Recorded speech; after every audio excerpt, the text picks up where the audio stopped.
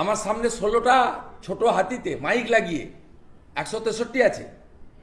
আমি তো সব ভিডিও তুলে এনে মাননীয় বিচারপতি সুগত ভট্টাচার্যের কাছে প্লেস করব পরে মেনশন করে।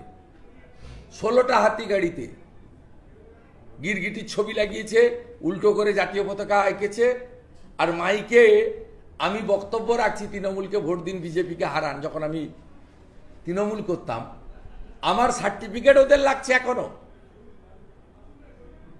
225টা এমএলএ 29টা এমপি জেতার পরেও শুভেন্দু অধিকারীর পুরনো বক্তব্য লাগাতে হচ্ছে। আর আমি যদি তৃণমূল নেতাদের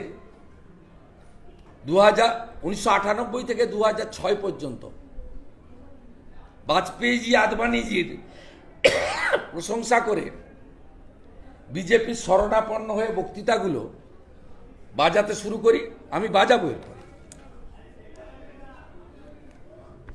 আমি চাই না যে ভারতীয় জনতা পার্টিকে বর্তমান এই চোর তৃণমূলের সঙ্গে কোনোভাবে তার আগের প্রচার সামনে আনতে।